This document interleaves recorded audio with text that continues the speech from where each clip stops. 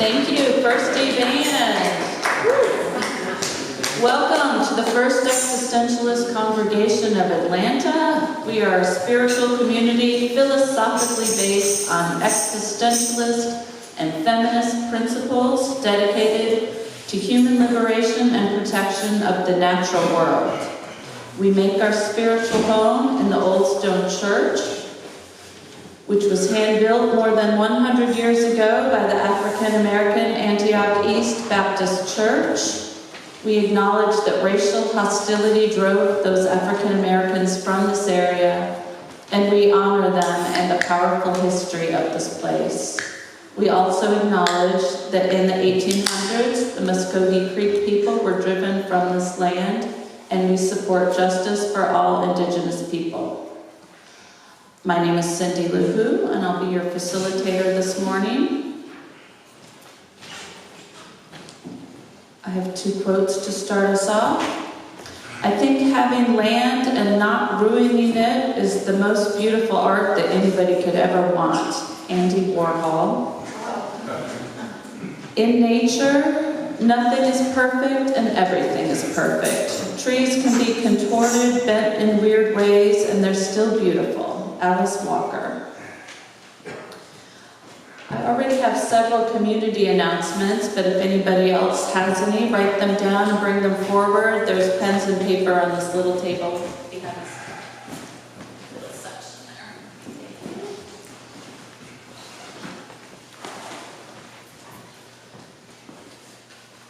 there. If anyone's here for the first or second time or hasn't been in a while and would like to stand and say your name, where you live, and how you came to be here this morning.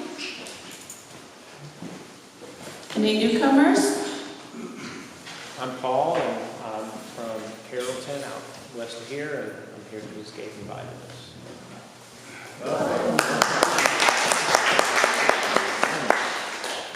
And I'm Terra. Paul and I came together, and I also am west of Carrollton. We have a small farm there, and we're here to speak today, and I'm honored to be here with you. Welcome.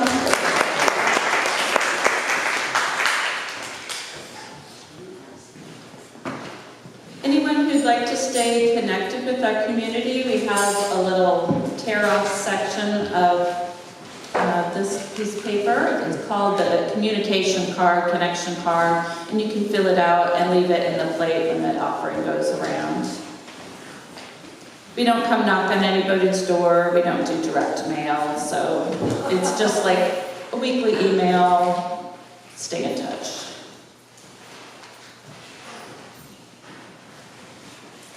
Does anyone have a birthday or anniversary we'd like to celebrate and sing to you this morning?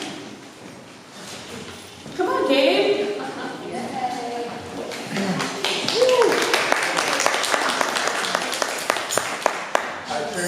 I turned 27 on the 16th.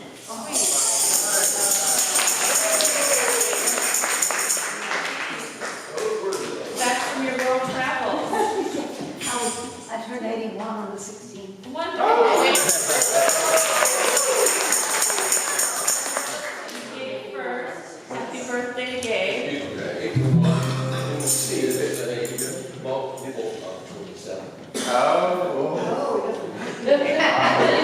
Fast math. Okay. All right. Happy birthday, Gabe. Happy birthday to you. Happy birthday to you. Happy birthday, dear Happy birthday to you.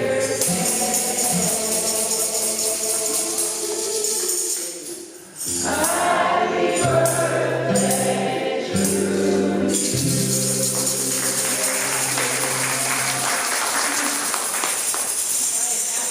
to Charlene. Happy birthday to you. Happy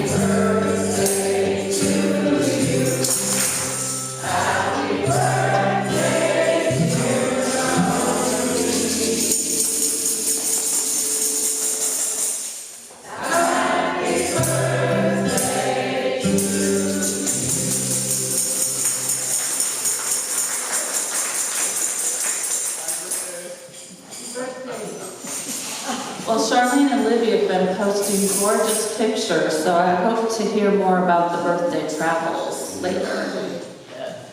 Now it's time for another congregational song.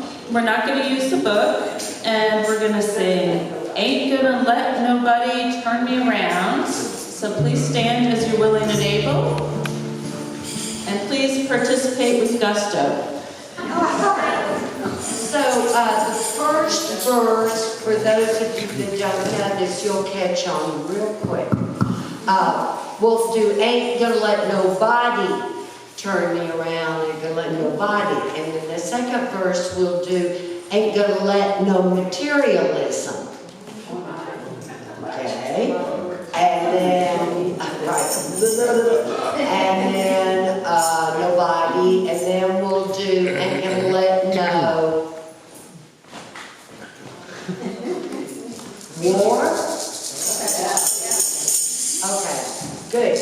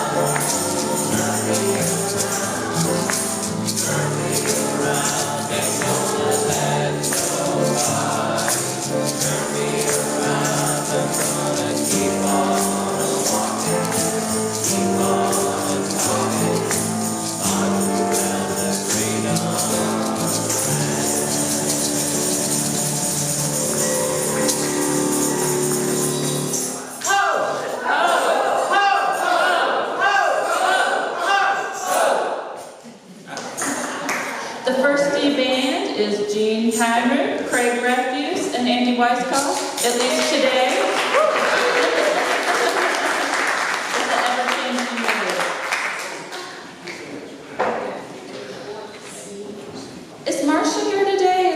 for the fellowship minister moment. I haven't seen her. No. No? Okay, thank you. In every walk with nature, one receives far more than he seeks. John Muir. Well, I'm going to share a plethora of community announcements. I think this might be the most I've ever had up here. But if anybody else has more, you still have time, come bring them up. Okay. You are invited to a Passover Seder, Saturday, April 27th, from 5:30 to 7:30, right here at the First Existentialist Congregation. Traditional Haggadah reading will be followed by a shared meal. If I said that word wrong, I'm sorry.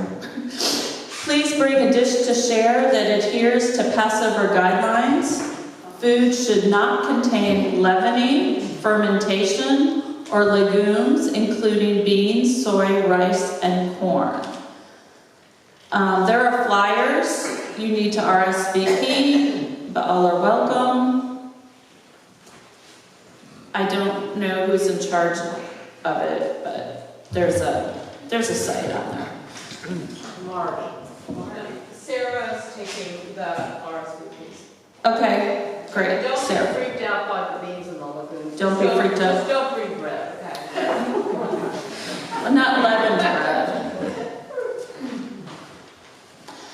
UUA Article 2 discussion groups in person at First E, Sunday, April 28th from 1 to 2 p.m. and online at Zoom, Wednesday, May 17th. Okay, so they're separate events, either in person on Sunday, April 28th, or on Zoom, Wednesday, May 17th from 7 to 8. As a Unitarian Universalist affiliated congregation, First Existentialist will send a delegate to the Unitarian Universalist Association, UUA, Annual General Assembly in June. This year, delegates will vote on a proposed change to the guiding values framework of UUA bylaws. These discussion groups aim to provide information to First E Unitarian Universalists and allow for conversation about the proposed change. All are welcome. In our congregation, some people identify as UU, and some people identify as existentialists, and some people identify as both, but we welcome all people's input into the conversation. Today, after the celebration of life, we have a eat and greet, assistance with arranging tables and chairs right after the celebration, so we can enjoy our third Sunday eat and greet, and we'll be with our meeting by 1:15, breakdown by 1 p.m. of tables and chairs. Eat and greet has a birthday cake to celebrate April birthdays. Nice.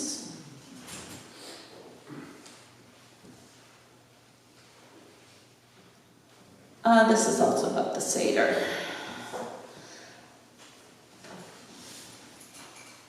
Please come and march in the Inman Park Parade on Saturday, April 27th.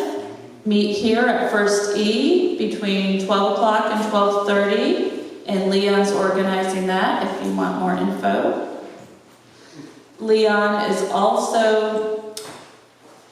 Clymore and Rick Epting will be presenting Celebration of Life on May 26th. The discussion will be entitled Life, God, the Universe, and Other Small Talk. Leon will present the agnostic atheist position. Thank you. I'm like, I couldn't figure that out. Rick will counter with God is position. God is position. That sounds interesting. Okay. Anybody else have any more that I've forgotten or haven't been brought forward? All right.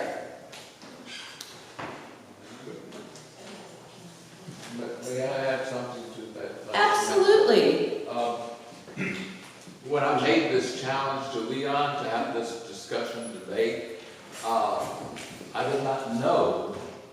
just learned after this that Leon said he was in a debate class in high school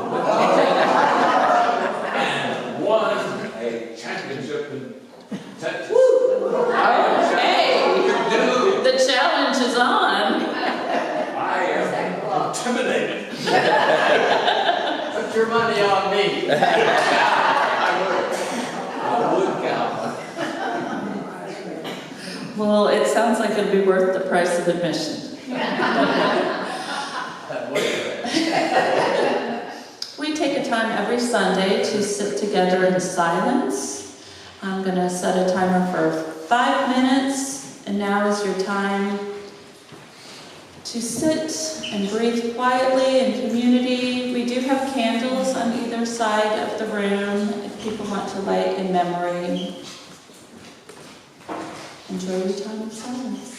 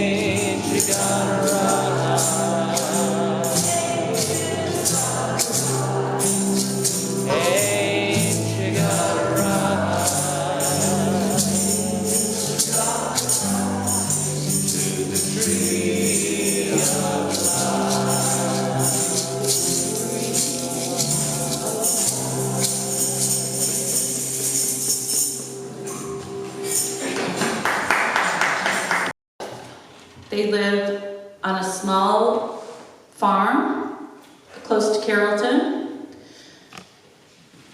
They are stewards of the land, and they're going to speak today about the connection of us and our earth on this happy Earth Day.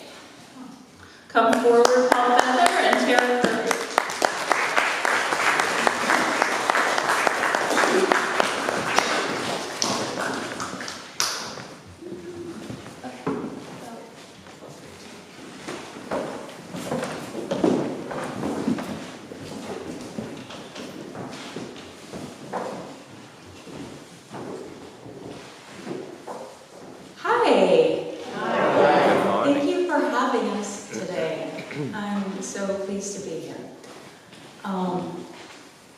Paul and I, yes, we have been homesteading, stewarding the land out west of here in Carrollton, Georgia area, or what is known as Carrollton, Georgia, Muscogee Creek land, and southern Piedmont.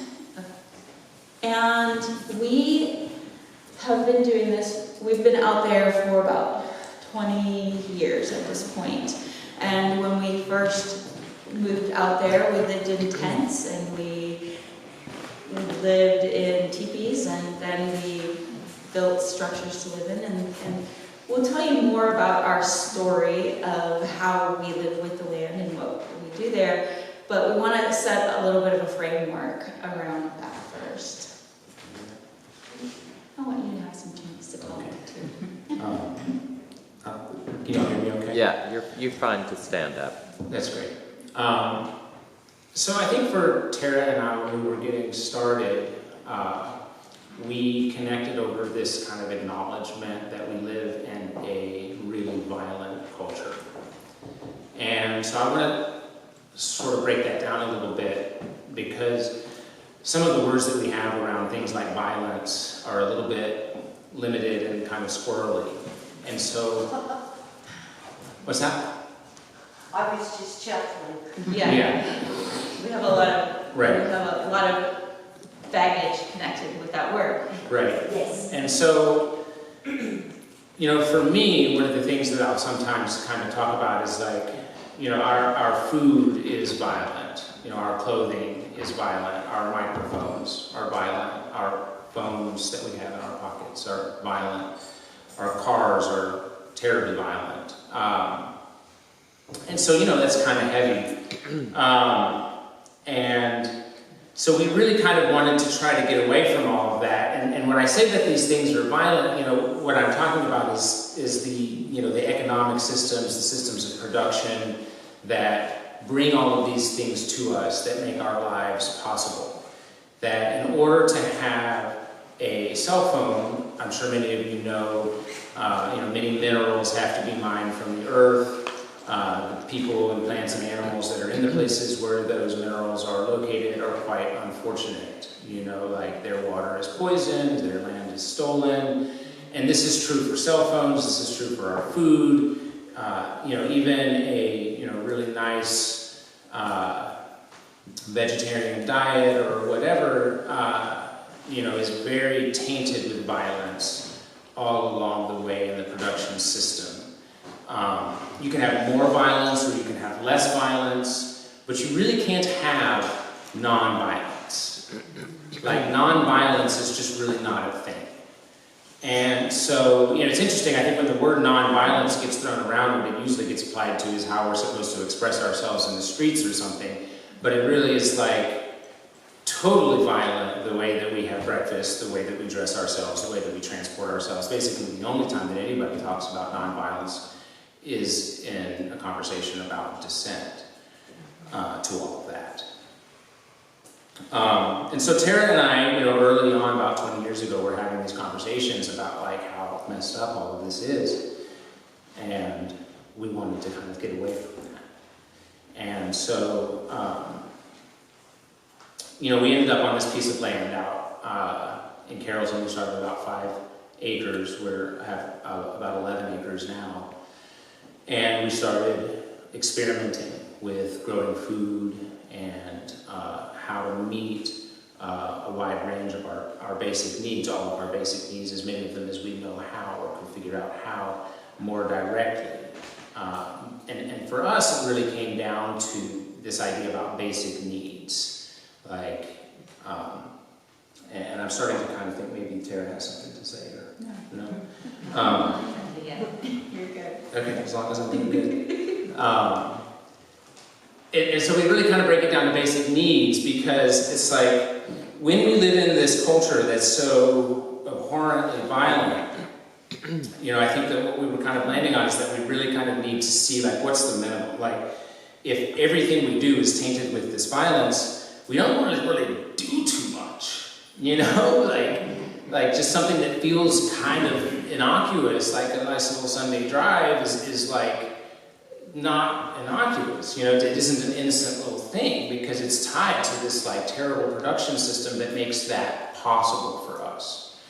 And so we really started looking at that, well, like, what's the minimum, right? Like, what's the bottom that we, you know, can do so that we're not participating in all of this? And so we started, you know, we had a period of time in North Carolina before we got our land where we were living up in the mountains in Boone, North Carolina, and we lived in a little 3-walled shack that I couldn't stand up in, and it had a dirt floor, and it only had 3 walls, and one of them was open.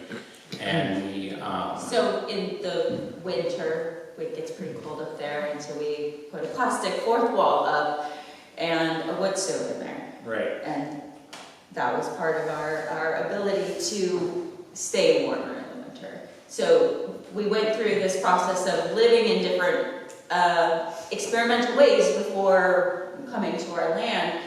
And I think also growing up, seeing our grandparents growing food, but us not really growing much of our own food, or having our parents still have gardens, but not being particularly producing food for our families, that we still had this connection that land is important, that the value system of land and food, and still had this spirit, we carried a spirit of experimentation.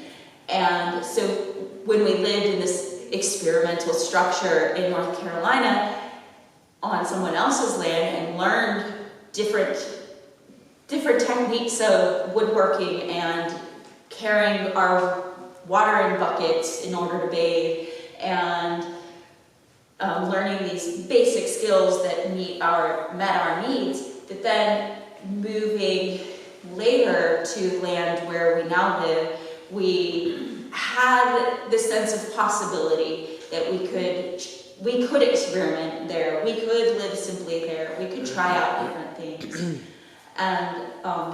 And with that recognition that violence is part of, unfortunately, violence is part of our nature, it's part of of being alive. And so rather than, there's something that I kind of want to go back to, rather than denying that or saying no, but there's a power in accepting it and recognizing it and saying that that's part of me, and now I'm gonna try to use that, being present with it in a way that has meaning, that I can bring meaning to, which in trying to live intentionally, acknowledging that we move onto this land where nobody has built a house, at least in any known time that we can recognize, where this land has at some point where we currently live 50 years ago, 70 years ago, 90 years ago, 100 years ago had been stripped and cotton had been grown there, and now there are pine trees who looked old to us, but then once cutting them, we find that most of them are only about 15, 20 years old, and at this point they're getting up to 40 because we've been there about 15, 20 years. But still, that's young for a forest. And yet, and it's starting to recognize that our concepts of a beautiful forest in our present, our concepts of like a beautiful forest are misconstrued sometimes by lack of experience and not knowing. We can still think of a forest as beautiful, but when we don't recognize how sick a forest is, it's easier to see how beautiful it is until we start learning what's missing from the forest. So that's been part of our experience of living there in that experimental way, connecting with the land and starting to learn what's missing and who is still here, which plants are still here, and learning how to foster those with as little violence, thoughtless violence as possible. So we thought it might be helpful to pass this around a little bit. It's kind of a little photo album, so you can kind of see some of the things that we're doing. But at our place, that we have a house that we have built mostly out of earth and some of the trees that live there. And we have several structures that we experimented with before that are kind of earthen structures. And so that's how we've kind of met our basic need of housing. We grow about 3/4 of our own food, and so there's a few pictures in here of the gardens. We catch water off the house when it rains, and that's, provides nearly all of our water needs. And so, that's kind of sort of a short picture, and there's more pictures in here of kind of how we've kind of come to deal with all of this situation and how we've found an expression of a way that seems to make sense for us to live. Take this down later. It's like living is a given. Some people may say that we chose to come here. Some people might not. We're here. That's all thought experiment, cosmology, trying to explain it. But once we're here, then what do? We live. And so the way that we live, then our cosmology start to give us meaning for the ways that we live. And so what Paul and I have tried to do with the violence is then look at creating a sacred violence, having intention with our violence. So by producing about 75% of our food, we raise animals, and we try to do as good by them as we can in where we are presently. And so when we harvest an animal, as we just did on Friday, we harvested 2 pigs, and when we did that, they feed us. We are present to them as opposed to sending them off to somebody else to do, because we eat them. And so for us, in finding that sacredness in our violence, is that we want to be present to the life and the death of the animal who we're bringing into our body, and that intimate connection of bringing them in, the intimate connection of bringing the vegetables in, anybody that we bring into our body to eat, to consume, there's an intimacy there, and that presentness, that consciousness around that, and that the practices we use for growing the food or growing the animals, that those practices are part of the embodiment of who we bring into our body. And so one of the things that we wanted to touch on is a few ways that some of our framework and kind of the things that we're talking about here tend to get kind of twisted or misconstrued when we talk about them. And one of the things that I think people often hear is that, we're talking about violence as a means to an end. That like the violence that we do, say I kill a pig, or I cut down a tree, or I do some other violent thing. And some of it looks quite violent, like, the pig like sprawled out on the ground, like thrashing and blood coming out of its throat, and like all of this, like it's not pretty, And I want to be clear that like I'm not talking about like being connected to violence as a means to an end of some kind, that like this violence that I'm doing is less bad than this other violence that I could be participating in, so my violence is like okay, or we should do it or something. Like that's not what I'm saying. Like, because what we're really talking about is living. We're talking about being alive. And so like being alive is not an end, right? And so we don't have a means to an end where the end is being alive, right? Being alive is just sort of like, that's just the baseline, right? Like that's not like something that we're trying to achieve. So because that was starting to come up, like people kind of hear it that way, I just kind of wanted to like put that out there, that like I don't even really believe a whole lot in like a separation of means and ends or something like that. Like sometimes maybe that's a useful framework, but that's not what we're talking about. We wanted to take another few minutes to kind of like, this is a little bit of our history and our background, got this farm and we built this house out of mud and, did this thing. We have a daughter, she was born on the farm, she's 10 years old now. So it's been really interesting kind of growing up with her and her kind of, you know, finding herself amid this sort of alternative framework that Terra and I have kind of constructed for her.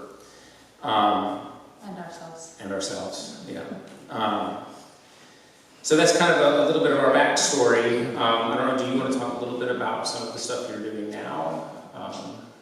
Is that Sure. something that you think you're doing? So as part of that, as our history of being there, we have also always held this space as a shared space, as a community space, wanting to have it not just be this independent thing, because we see that like rugged individualism is kind of a false, it's a myth.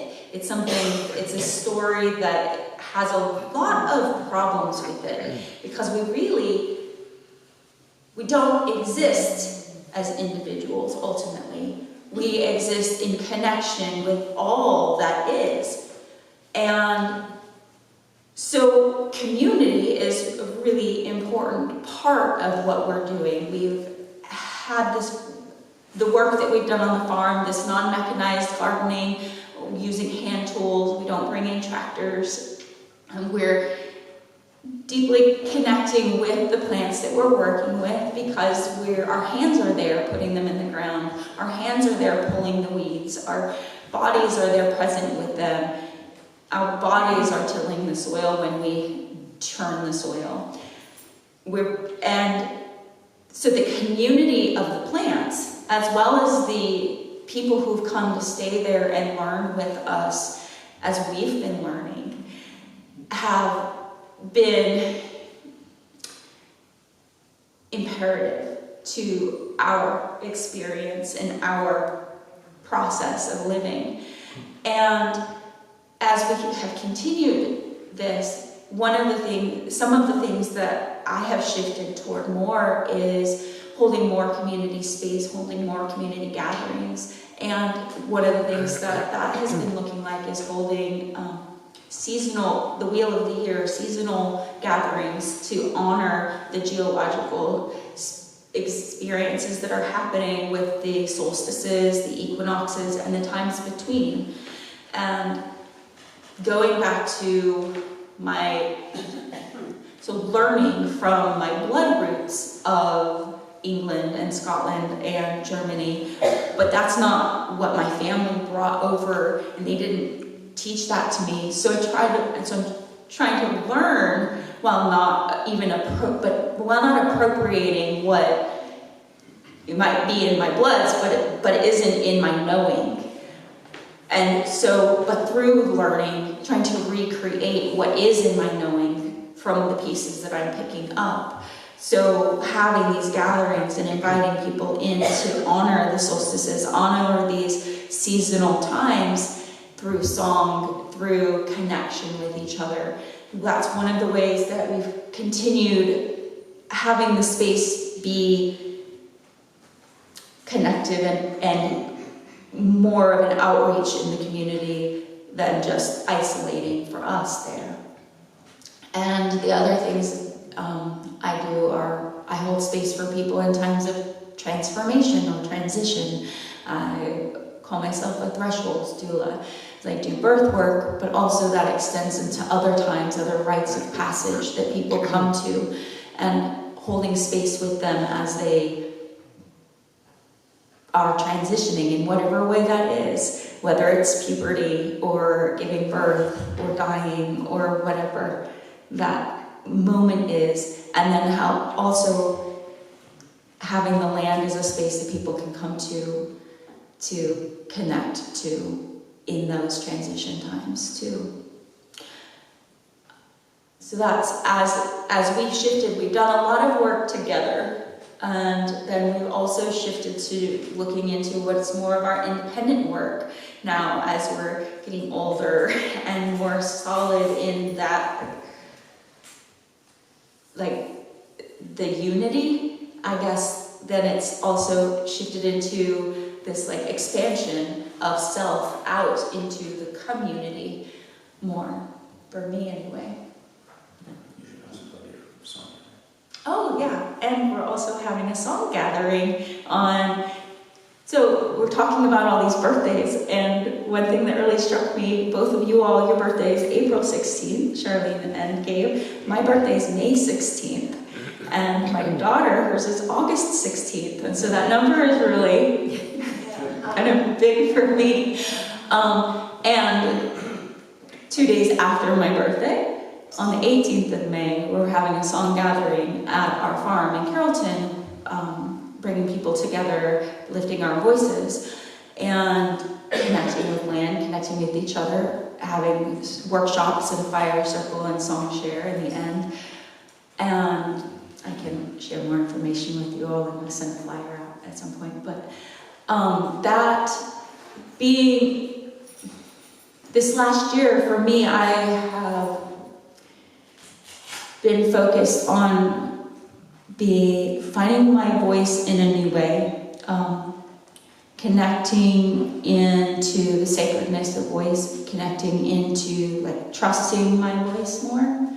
And so that has expanded me out from some of the day-to-day farm things out into the community more.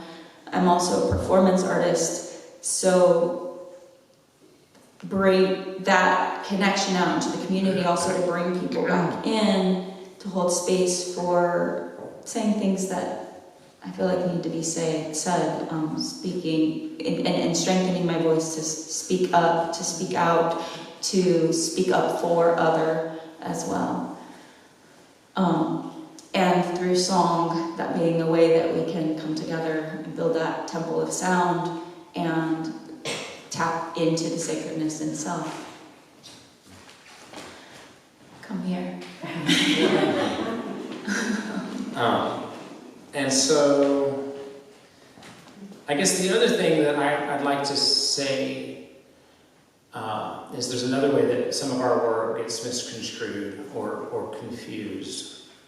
Because the other thing that I think when Terra and I talk about what we're doing that people hear is they hear this kind of liberal narrative about like how our personal consumption choices can, like, I don't know, change like global warming or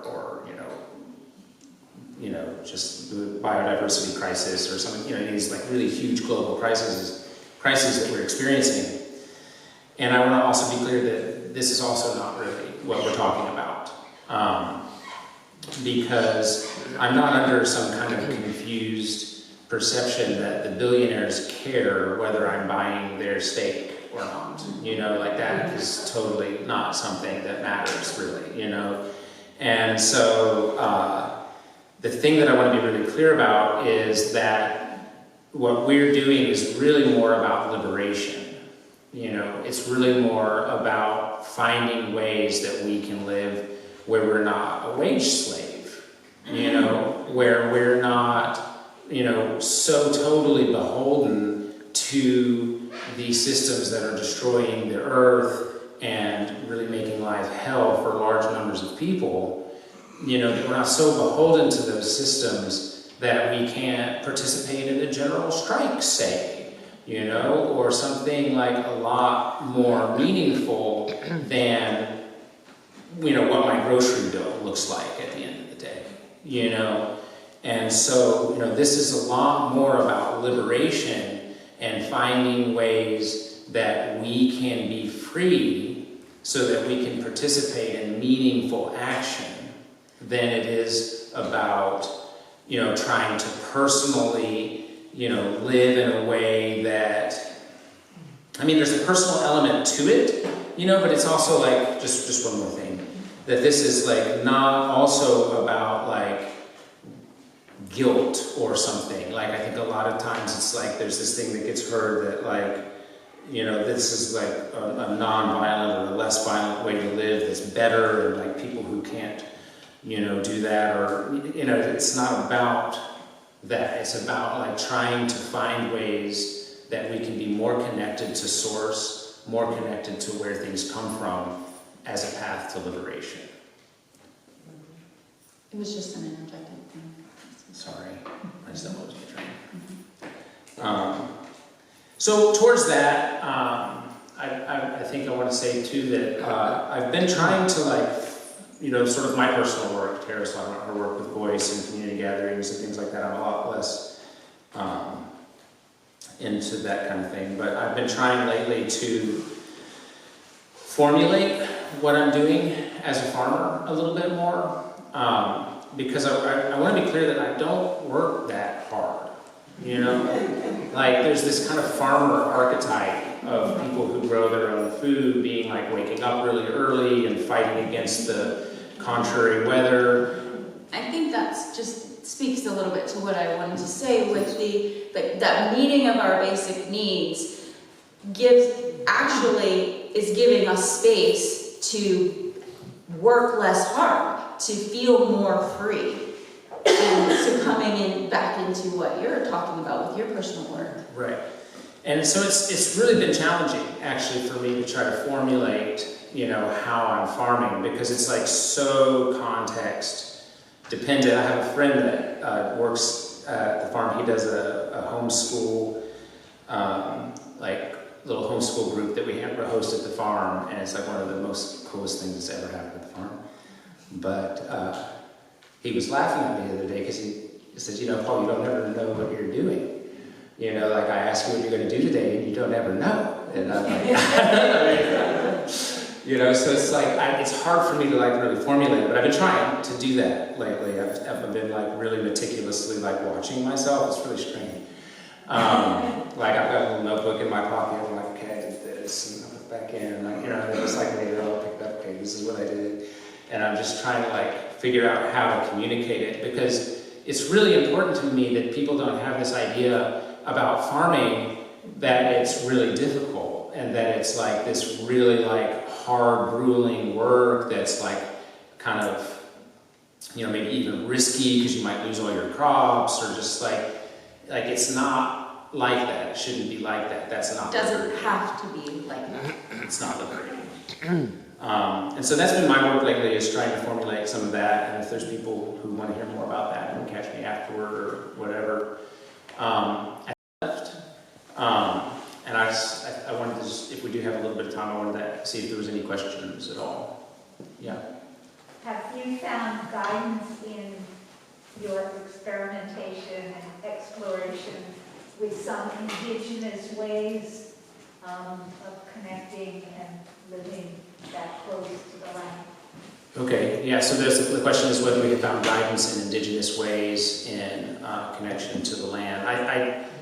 I have spent some time with some indigenous people in different, I spent some time on a reservation in Nevada for a little while, and I have done a lot of reading I really have a profound respect for a lot of indigenous authors. I think one of the first books for me that I think was really helpful was a book called We Have the Right to Exist by Wu Canoe. I don't know if I'm saying his name right, but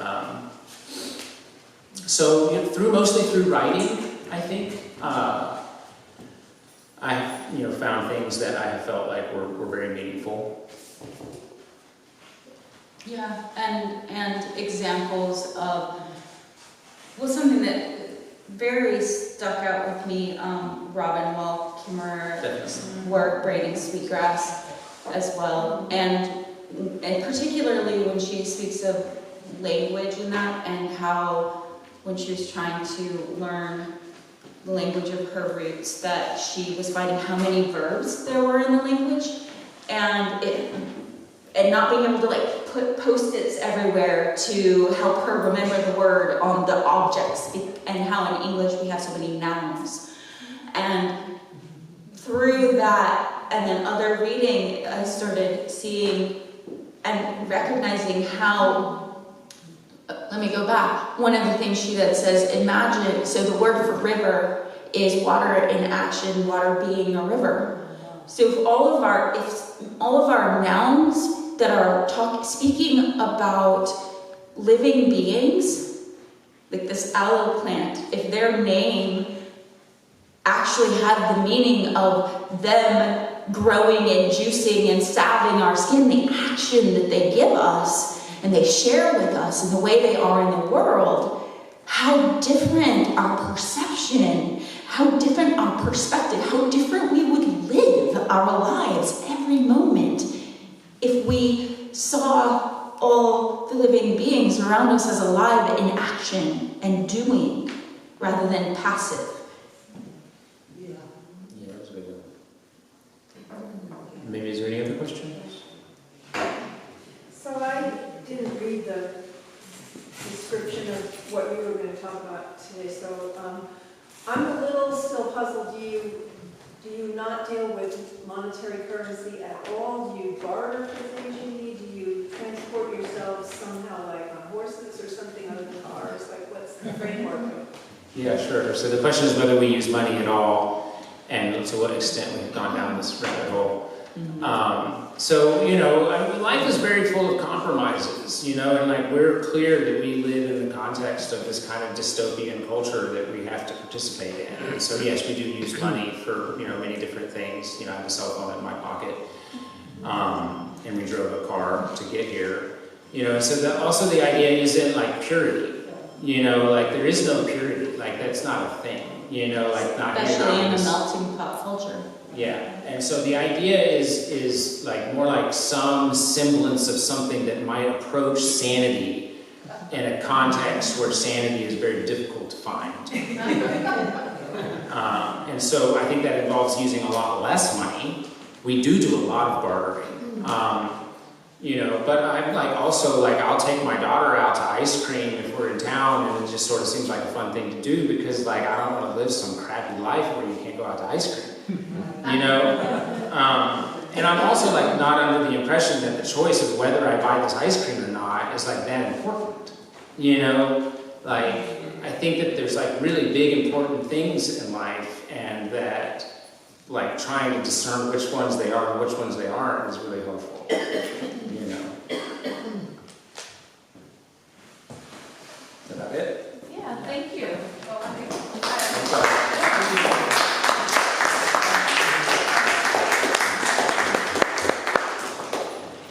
What's that? What's the biggest challenge for you thinking about doing this long term? What is the biggest challenge for doing this long term? Like thinking about like my body breaking down and stuff like that? Yeah, I do think about that. You know, I think part of it is community, you know, is really, I think, one answer to that. Like, Terra and I have actually watched some of our mentors age, and, you know, the land projects that they've started, like, kind of falling apart. And so we've made a lot of effort to bring other people in so that they can take on some of our work when we're less able to. And to be flexible and see where those people's passions are and not try to hold them to our ideas of what needs to happen there, but sharing the space and seeing this as a community space where they have things that they're bringing that are just as valuable or more so. Who knows, we'll see it. Thank you.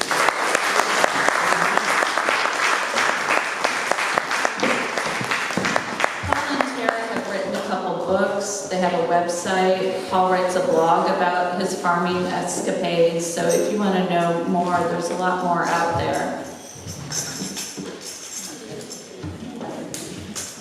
Who do we ask for that? The website is paulandterra.com, Okay. so it's relatively easy. You can get from there. I did bring a few books. Great. So see them afterwards. Our closing song is With a Little Help from My Friends. So under W in the White Book,